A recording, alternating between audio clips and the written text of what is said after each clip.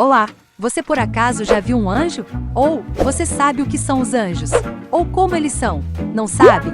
Então assista o vídeo até o final, porque no vídeo de hoje nós vamos tentar entender juntos como são os anjos segundo a Bíblia. Mas é muito importante que você deixe o seu like, se inscreva e comente, deixando nos comentários o que você achou do vídeo. Então, antes de mais nada, vamos ver o que significa a palavra anjo. Bom, a palavra anjo vem do latim angelos e do grego angelos, que traduzindo significa mensageiro.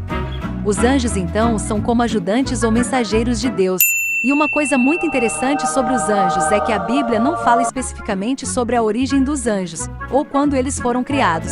Mas, em alguns textos da Bíblia, nós conseguimos ver que sim, os anjos foram criados por Deus. Um bom exemplo disso está no livro de Colossenses capítulo 1, versículo 16, onde Paulo e Timóteo dizem: porque nele foram criadas todas as coisas que há nos céus e na terra, visíveis e invisíveis, sejam tronos, sejam dominações, sejam principados, sejam potestades. Tudo foi criado por ele e para ele. Então, nós conseguimos entender que sim, os anjos foram criados por Deus. Mas afinal, como são os anjos? Na verdade, a Bíblia também não diz de forma detalhada como são os anjos, mas indica que eles são seres invisíveis que eventualmente podem se manifestar de forma visível. Bom, os anjos são seres espirituais, portanto invisíveis, então eles não possuem um corpo assim como o nosso. Mas isso não os impede de se manifestar em uma forma em que nós possamos ver. Inclusive, existem textos na Bíblia que deixam bem claro que um anjo pode se manifestar até mesmo em uma forma humana com um corpo assim como o nosso. E um dos momentos em que anjos tomaram forma humana para se comunicar com o homem está relatada no livro de Gênesis 18, do versículo 1 ao 19, onde Deus junto com mais 2 anjos aparecem como homens e comem uma refeição com Abraão. E outra coisa bem interessante sobre os anjos é que, por conta das suas características, acredita-se que sim, os anjos podem se mover pelo espaço. Mas o que é proposto pelos estudiosos é que, por mais que eles possam se mover e se concentrar em uma determinada área, os anjos não são onipresentes, ou seja, eles não podem estar em mais de um lugar ao mesmo tempo, assim como Deus o faz. E nós conseguimos entender isso lendo o relato de Ezequiel, onde ele compara a velocidade de movimentação dos anjos como o clarão de um relâmpago.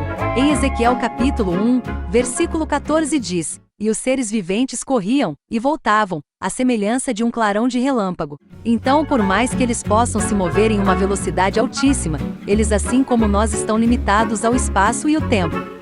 E é claro que você sabe disso, mas mesmo assim eu tenho que dizer que os anjos são bem mais poderosos e fortes que nós, os seres humanos. Mas isso não significa que eles sejam onipotentes, ou seja, que eles tenham todo o poder, porque isso só a Deus pertence. Da mesma maneira que eles são bem mais sábios que nós, mas também não possuem todo o conhecimento. Por outro lado, eles são seres totalmente racionais e morais, e isso significa que os anjos possuem pessoalidades, e por conta disso, assim como nós, são responsabilizados por suas ações.